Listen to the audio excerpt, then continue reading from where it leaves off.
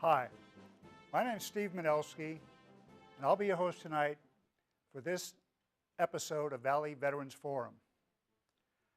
Our guests tonight are both recipients of the combat decoration known as the Purple Heart. The Purple Heart is awarded to members of the Armed Forces of the U.S. who are wounded by an instrument of war in the hands of the enemy, and posthumously to the next of kin in the name of those who are killed in action or die of wounds received in action. Rudy Giannone was a waist gunner on a B-17 in the Second World War. We'll tell his story first, and then we will hear the story of Cruz Cuellar, a Vietnam veteran, infantryman in the 1st Cavalry Division, and past commander of the local chapter of the Military Order of the Purple Heart. We recently visited with Rudy in his home here in Fresno, and he shared this story with us.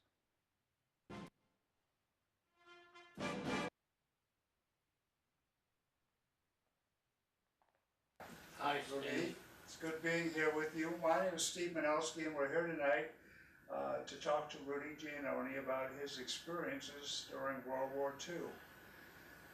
Rudy, can you tell us a little bit about your background first, how you came to be in the Army Air Force, and we'll go from there. I sure will. Now, I'm originally from South Dos Palace, California, which is only about 60 miles northwest of Fresno. And I was working at the time for Southern Pacific Company, and I did not have to go into the service. They came to me from the company and asked me to stay with the company because they were transporting military equipment and they could keep me at home. And I says, no, all my buddies are in the service, so I want to go on and with them. So I came to Fresno, enlisted in the Army Air Corps at the time. This was back in 1943. In February of 1943, I went to Monterey, California, and I got my shots and my physical and my clothes, Army clothes, and then 2 days later I was on a Pullman train going to Keyserfield, Mississippi, put together our group of B-17 crew. Okay, so now you're a B-17 gunner. What happened then? Well, from Salt Lake City, they shipped us to Ardmore, Oklahoma, and we got our B-17s there, and we were a crew of 10, okay? And so we started flying in Ardmore, in the Midwest area of the United States, and trained as a crew. Now, we got to know everybody personally. We got to go to Dallas as a group to have some fun, and we enjoyed each other's company, and we were more like a family, which you should be like a family when you're up in the air like that in an airplane. And so we flew around for about 3 months of practice, and then they told us that we had our fun training. So we were to go to Nebraska to pick up our new B-17s to fly to Europe. And took us to the New York Harbor on my 21st birthday, put us aboard an English freighter, an old English freighter, and we got shipped overseas. Well, we were in a convoy of about 20 ships, and we had about 6 destroyers guarding us on each side. And so all the way from New York to Liverpool, England, we could hear the destroyers throwing out depth charges because of the German submarines around. Mm-hmm. So, but we didn't get hit, no ship got hit, and we were fine. We got to Liverpool. They shipped us to the North Sea because they didn't have a place to put us yet. And what we were there for is at Rattlesden, England. And that was our base. So we got to Rattlesden, England. We started flying B-17 bomb groups the next day, and we flew, I remember flying to Nancy, France, and about 3 or 4 other places there in France and bombing them. I can't remember the names of them, but we did that before D-Day. Then comes D-Day. So they wake us up at 2 o'clock in the morning and told us that when we went to get briefed, they told us it was D-Day, and everybody just yelled like crazy. Wow. So we flew out of the base at about 6 or 7 o'clock in the morning, and we took off. And what you do in England, because the bases are so close together, that you have to fly in a circle right over the base till you get above the clouds, and that's about 20,000 feet. And you better not get out of your airspace there, because you can hit another plane going from the other base and cause a catastrophe. Yeah, of course. So, which was done.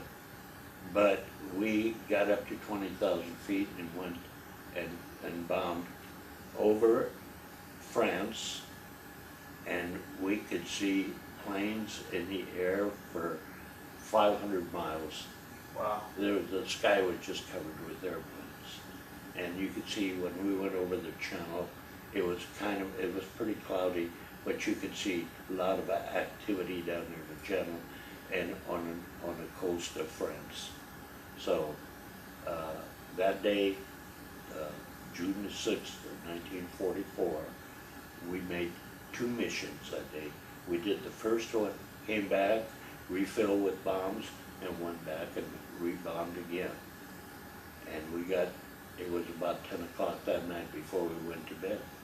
To fly then until June 18th of 1944. So. Okay, this is when the event happened to you? This is when we went to briefing, and they told us that we were to bomb an oil refinery, which was Missburg, Germany. It's between Hamburg and Hanover. Now, each refinery in Germany, they are covered with ground guns. They're 88 millimeter guns, and they're covered all the way around the refinery. And there had to be about 100 guns covering that refinery that day. And so here we come, we leave England, we're flying over the North Sea, we come back into Germany over Hamburg, and we're flying over Hamburg to the refinery. They know the altitude that we're at. They know who we're bombing, that we were bombing the oil refinery, and they have a perfect target. We're flying at 17,500 feet. Why we were that low, I don't know. Must have been a cloud cover. And so, as we were going into the target, we drop our bombs, and we have a direct hit. We do a great job. But just as we leave there, the bomb bays are still open. We get hit by one shell of #1 engine, either #1 or #2, I forget. And then the pilot says, go check the engine, see if you can put the fire out. So the top engineer came from his top turret, went from the waist gun into the bomb bay, and looked in the wing, because the wings were carrying all the fuel supply. Okay, and we told the pilot there's nothing we can do. So he says to everybody to bail out. And just as the top gunner was going to his spot, and I was coming back to my waist gun, another shell comes into the bomb bay, explodes in the Bombay and injures the radio man, Oh, boy. and there's a big fire, so everybody just takes off. Now, the ball turret man, he comes out, he helps the radio man get his chute on and out, and the front 5 people in the front, they go out of their little door that's in the front, only about 2 by 2, and I go out of the back door. I open the back door, and I push open the back door. Now the tail gunner's coming out, and the right waist gunner's coming with me, and I open the back door, and they tell you to count to 10 before you open your chute. So I opened the door, and I said 10, and I opened my chute, and my chute just about got caught on the tail. Oh, boy. That was Missed big. it by about 6 inches. Dangerous thing. Very dangerous Yeah. thing. But they never tell you just how to open a parachute. Was that your first jump, by the way? That was my first jump. Okay, well, that's a heck of a way to get an experience in your very Right, first jump. and that's you only have your parachute on, and you don't have it on while you're firing your gun. Right. The parachute's on the ground, on the floor of the plane. And so anyway, I'm coming down, and everybody bails out of the airplane, which is fine. And as I was coming down, just about 5 seconds later, I look up and the plane explodes. Okay, and so everybody's safe. Everybody comes onto the ground. The only part about it was the pilot, either he didn't have a chute on, or his chute did not open, but he fell all the way and he got killed. Oh, boy. So he's the only one that got Wow. killed out of the 10. So I could check it on the map. And as I was going to see where I was at, I got captured. By a civilian. Pardon? By a civilian. By civilians. Yeah. And they put me on board on a truck that was right there. The truck took me to the nearest airport. And when I got to the airport, they put two soldiers in front of me, then myself, and then an officer, and then 2 soldiers behind the officer. Well, they start marching me through the hallway of that airport. Well, it's got those glass doors that open like this. So the first 2 soldiers opened the door, and I got right behind them, and I let the doors shut on the officer. And he got madder than heck and cussed me out in German, which I couldn't understand anyway. Yeah. And they slapped me silly for a while, and I figured, oh my God, it's firing squad now. But they didn't do anything. They put me on board another truck, took me to Frankfurt, Germany. Frankfurt is where they interview all the airmen that get captured. Now, did they separate you from the rest of the crew, or were you all together? No, I never saw the crew again. Yeah, okay. They had about 400 or 500 captured airmen. They put us all on board cattle cars in the train, and a cattle car is either 40 men and 8 horses, or 40 men or 8 horses. Okay, so when they put us in that cattle car, there were 60 of us in there. So they packed you up like sardines. Mm-hmm. And from there, from Frankfurt, Germany, we went below Berlin and then up all the way to Poland by the Baltic Sea, and we were about 40 miles from the Baltic Sea. Took us about 7 days to get there, and we had no food or water in the train. And you only had like a coffee can for yes, to do your duties. Yeah. Yes. And so we get up there to the railroad station, keep fighting, and we get off of there, and we march about 3 miles to the Stalag Luft 4. Well, Stalag Luft 4 is a camp that's cut in 4 sections. Barbed wire, about 8 foot tall, all the way around, And then on the inside of that one, there's another fence, 8 foot tall. There's barbed wire in between. And then 10 foot away from that fence on the inside, there's another wire that's about 2 feet tall. And you don't go beyond that wire or you get shot. And we had one person do that. Then, in our camp, now this camp is divided into 4 sections. Okay, there's like an alleyway in between the 4 sections. And there, you've got guard towers in there and electric lines for the camp. And then you've got guard towers all the way around the camp. I was installing Group 4, Logger A. You got A, B, C, and D. Now, each logger had 10 barracks. Each barrack had 10 rooms. Each room had 24 people.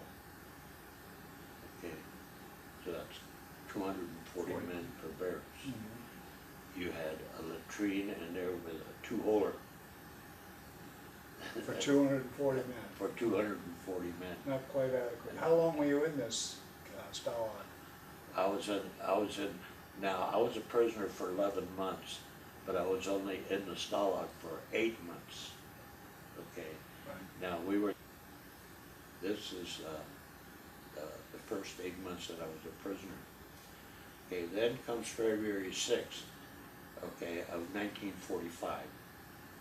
All right, the Russians are advancing from the east. You could hear the guns of the Russian guns booming. Right. And okay, they came over the night before and told us to make a backpack out of our long john underwear, the top part of it with the arms. So we fixed them, we kind of sewed them up there, so we could put our arms through. We put whatever articles we had, like my 2 airplanes and soap and whatever items we had in there. Okay, so the next morning, it was about 8 o'clock, they had us take off from the camp. And there was now, before we did that, they took 1,000 of them and put them on board a ship at the Baltic and took them west. They took the 6,000, put them aboard the train at Kiev, took them down below Berlin at another camp. The rest of us had to march. Okay, then that was about 8,000 of us. Wow. So they broke us up in groups of about 300 and started marching us. So we marched out of the camp about 8 o'clock in the morning, I guess it was. And we had an overcoat, we had good shoes on, and 1 blanket. And that's it, plus the food and stuff on the backpack. And so we took off, and we marched about 20 miles. And the first night, we slept on an open field. There was snow on the ground. Now this was the coldest winter that Germany ever had. And we stayed out in an open field, and that's where we slept. So they'd feed us, maybe they'd feed us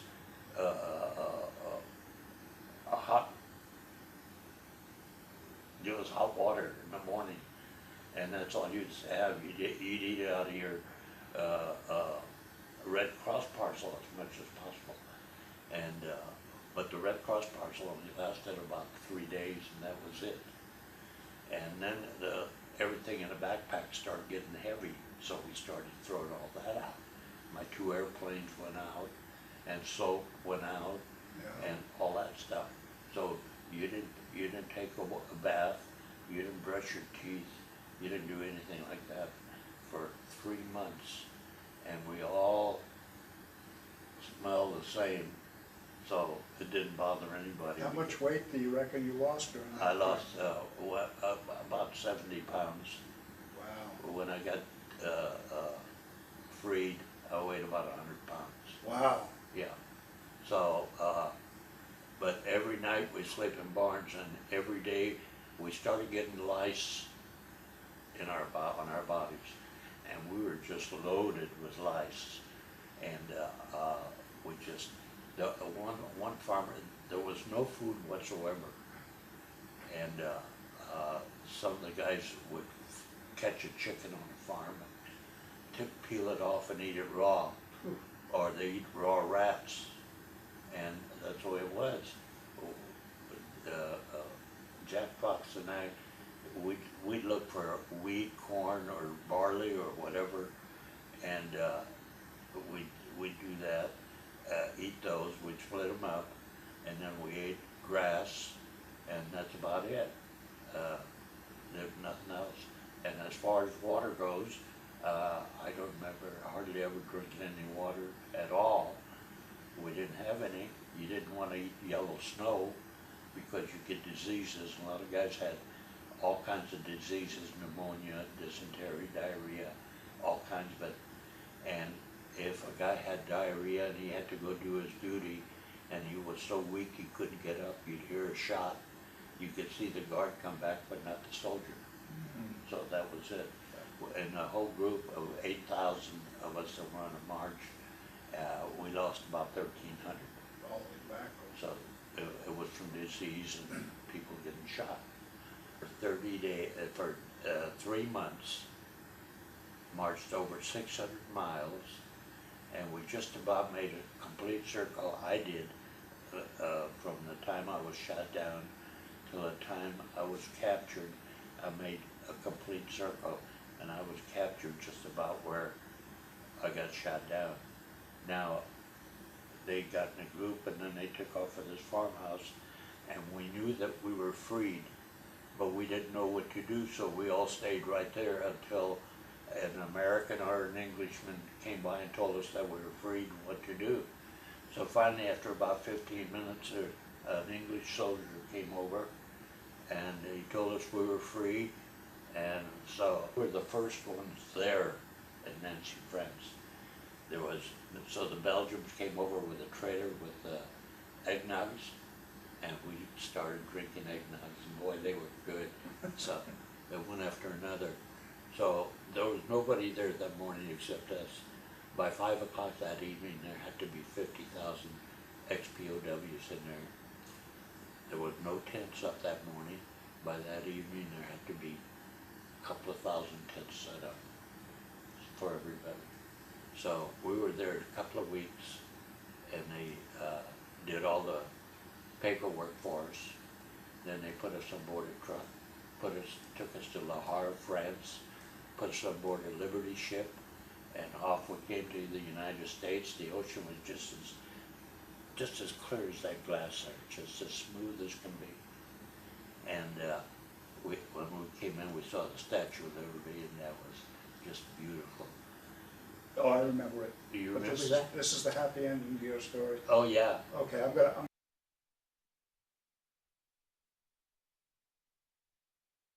That's Cruz Cuellar, and he's going to tell us about his experiences in Vietnam.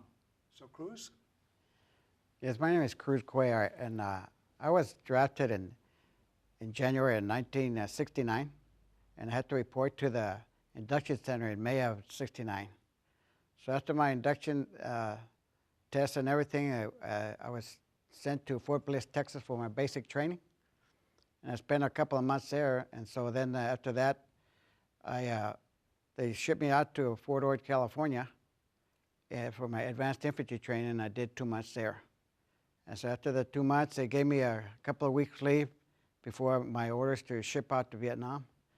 And I reported to the Oakland Army base. And after that, they got shipped out on September 30th to South Vietnam. We left at midnight, and by the time we got there, it was daylight. And once you get out of the plane, then you feel the humidity so strong, it's like takes your breath away. And I said, good grief. I said, I didn't know it was going to be this hard to breathe over here. And so we disembarked, and then they have a replacement battalion there in Benoit. And so I stayed there a couple of weeks, and they kind of indoctrinate you into the country, telling you the do's and don'ts, so to speak, and they give you some pamphlet and stuff, and how to deal with the locals and stuff, and some of the language that they use. And so then after that, they assigned me to the 1st Cavalry Division. Well, at the time there, the 1st Cavalry Division was operating out of Tay Ninh, South Vietnam. And I went to a unit that they had lost 11 guys, not literally lost them, it's just that some were wounded and there was one guy killed. But we were the replacements for them. And we were the new guys, as they call us, the FNGs. So they were out in the field, so we went out they shipped us out to the field in Tay Ninh. And when I got to the company, report to the company commander, they assigned me the 3rd platoon. And so then I had my rucksack and everything. All I had to do is load up on my rations, my water, my ammo, and all the other goodies that goes with it, plus about 10 quarts of water. So we were out there, I would say, about 5 days before we made contact with the enemy. So we made contact with the enemy. It was around 4 o'clock in the afternoon, and so then we had a firefight on our hands. So I was wounded within a few minutes. So and then the firefight was ongoing, and the medic had to patch me up. And we had like 15 wounded and 2 killed, and then we couldn't evacuate us because the fact that the firefight was pretty intense. Yeah. So we wound up getting evacuated the next day in the morning. And so I went to the hospital, and I spent about 42 days there, and then I reported back to the field. And once I went back to the field, I spent the rest of my time for another 4 more months, and then they brought me to the rear. And I had a rear job as a supply clerk. And I finished my tour in September. So I got out of and came home, and they gave me a 30-day leave. And after my 30-day leave, I had to report to Fort Dix, New Jersey. And I had to go to Germany. That's where they sent me to for the rest of my time. Mm-hmm. So, and Germany was cold and freezing and playing war games in the snow. Yeah, compared to what you had experienced in Vietnam, it was a drastic change, I'm sure. Yeah, it was. So I got out of the military, and then I came home, and I had a couple of jobs before initially coming back to California. Cause I went to Oregon because that's where my mom was at. Mm-hmm. And so then I left there to try to get a better job. So I went to my hometown in Texas. They didn't have no jobs there, so then I came to California because I served with a guy that was from the Fresno area, mm-hmm. which is in Fowler. And he told me, well, come up here, and there's got some jobs over here. So okay. So I came up here, and so I found a job with U.S. Postal Service. So I worked for 33 years, and then I retired. And so after that, I got out, and I've been got involved with veterans organizations, and one is the Military Order of the Purple Heart. So they have a good thing going, the Purple Heart Association, whereas they have a golf tournament every year, and they raise money to give to the homeless and to the hospitalized veterans. Mm-hmm. And we help out with the stand down when it's here in September every year. And so I've been involved with that. I was also the past commander of the Military Order of the Purple Heart. And during that time, we were able to raise money to put a Purple Heart Memorial at Courthouse Park. And that was installed there in 2007. Mm-hmm. And so we're proud of that, because we wanted to get one so the rest of the veterans that receive the Purple Heart can see the memorial and take pride in, and that it belongs to them. Yeah. And I wanted to make sure that the World War II veterans were able to see that, because, we're losing the World War II veterans at an alarming rate. And so I want to make sure that they see that. Yes. So, and so far we've done another Purple Heart Memorial that we put up on at the VA hospital. So those are the ones the guys that donated some of the money for that to put their names inscribed on the memorial itself. Uh-huh. And it gives what war they were in, World War II, Korea, or Vietnam, even the current war that's going on right now. So there's a couple of guys that have their name on there. So, and we're kind of proud of that, that we're able to do that. And we're involved in the community in helping out the veterans in whatever needs that they need. So whenever we can help them out, we'll help them out. Yeah. And so that's what we do the fundraising for, because we like to help them out. And because I know right now the current Iraq and Afghanistan veterans, they're going through a lot right now, and they make it difficult for them to find a job. And we're only a small part of what we try to do to help them out. And that's why we have the stand down for, because we want to make sure we don't want to have no homeless veterans. Right, that's a big problem. Yes, because we don't, there shouldn't be no homeless veterans out there. I agree. So, and There should we be should, no homeless veterans. so we should be trying, we try our best to try to reach out to them, and we also try to reach out to the community, the smaller communities in the area, to let them know what's going on, to make sure that we are there for them. So we don't want them to be left out in the cold. So. One of the things that I noticed when I did my research on the members Military Order of the Purple Heart is that you devote quite a bit of time in assisting veterans in their claims with the VA. And I know that that's really important, especially for these guys that are coming back from Iraq and Afghanistan right now, because they're suffering some severe mental problems, post-traumatic stress disorder among them, and what's called traumatic brain injury, very significant because of the IEDs that they're using over there, and the explosive devices that are blowing up our vehicles, etc.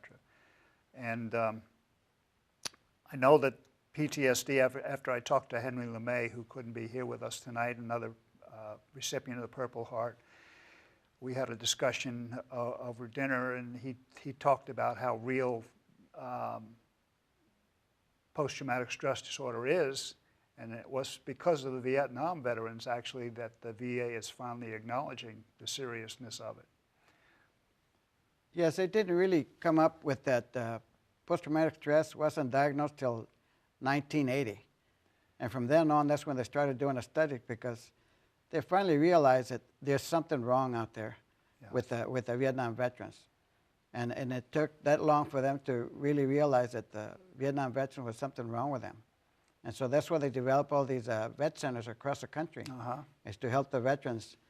And so consequently, then you get the World War II veterans and the Korean veterans, and now more so the Iraq and Afghanistan veterans. Because a lot of their injuries is not only deals with PTSD, but it also deals with the traumatic brain injury, which they hadn't really thought was anything wrong with them, because they felt that the vehicle that was blown up with an IED, and they still don't have any visible injuries, but yet they don't realize it's a shock. It's like a shock treatment. It's going right through your body, and it's got to land somewhere, and it's going to go straight to your head, the injury. So, and that's why a lot of these guys, it wasn't visible. And so until they started giving us some orders and telling them to do certain duties, and they turn around and they forgot what they were supposed to do. Yeah. And so now they're realizing that there's something serious there with this. It's been a serious problem, and I'm glad that it's finally being treated. And part of what we're trying to do here with this program is to get the word out to other veterans that there is help for you, that we're brothers. We're all brothers. We serve together. We want to take care of each other. Yeah, that's what we're out there for. We want to help them out. We want to make sure that some of their needs are taken care of. And that's why we have, during these times, well, I'm also been involved where they have job fairs, and we have a job fair every year, and sometimes a couple of times a year that they have them. And so we try to get employers to come over and try to get the veterans that need a job to give them a job. Yeah. And so with that help and some schooling that they can get under the GI Bill, they can turn around and get a job where they don't have to feel like someone just asking for a handout. Exactly. Okay. And nobody wants to be, none of us really want to be like that. We want to be self-sufficient. That's one of the things you learn in the military, is how to be self-sufficient and how to take charge of situations, like we all had to do. Well, Cruz, I want to thank you again for coming on the show tonight and telling us your story. And I hope that this information reaches the people and it will help them in the future. And I'd like to thank everybody who's watching this show for tuning in and watching it, and keep us posted for future shows that we will be airing through the CMAC presentation. Thank you.